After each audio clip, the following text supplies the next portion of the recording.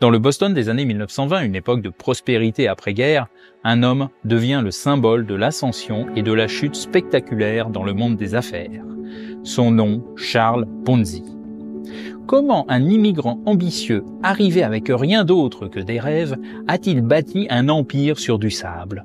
Retour au début du XXe siècle, là où tout a commencé. «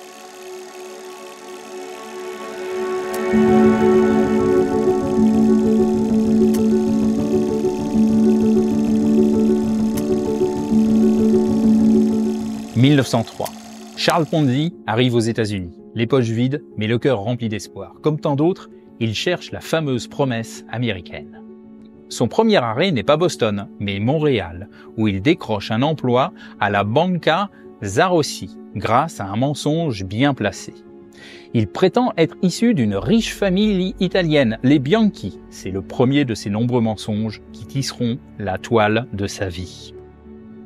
À la Banca Zarossi, Ponzi découvre le monde obscur de la finance.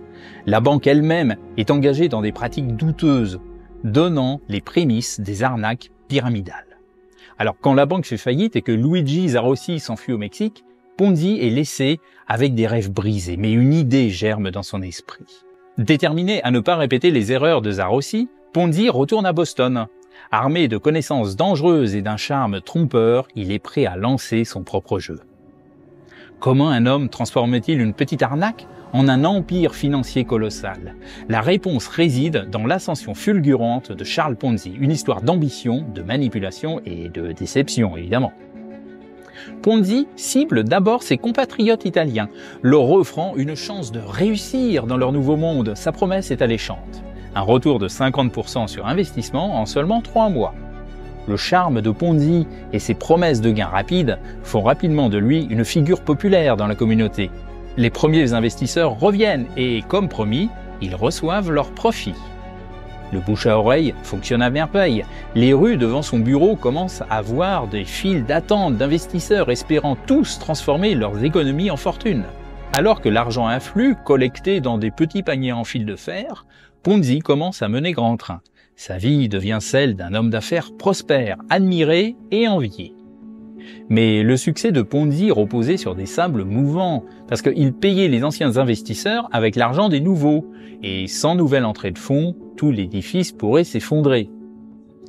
Eddie Dunn, le rédacteur en chef du Boston Post, observe la scène depuis sa fenêtre. Il voit la foule devant le bureau de Ponzi s'amasser pour déposer de l'argent, et il est de plus en plus sceptique.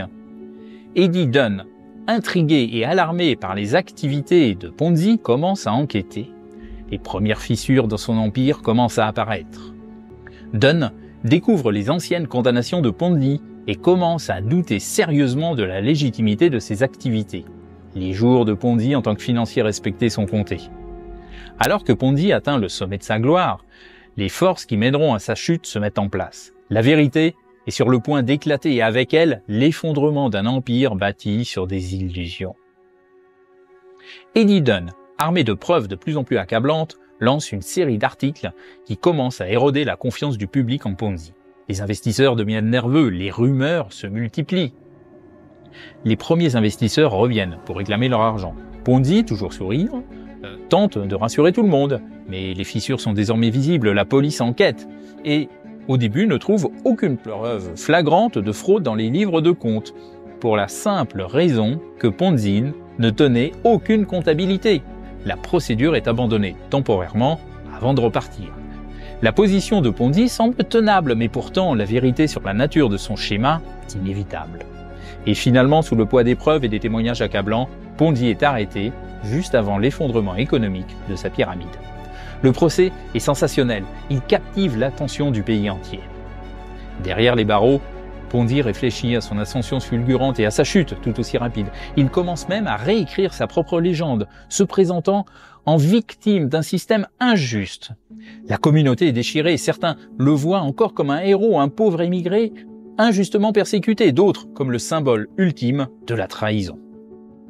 L'affaire Ponzi devient un cas d'étude sur la crédulité humaine et sur la cupidité. Il sera condamné et emprisonné jusqu'en 1934. À sa sortie, il sera expulsé vers l'Italie. Alors récupéré par Mussolini, il retrouve la prospérité, mais aussi les escroqueries. Alors son succès, comme ses pyramides, ne dure qu'un temps. Il part pour le Brésil, où finalement il perdra tout. Il sombrera dans l'alcool et il mourra seul, abandonné de tous.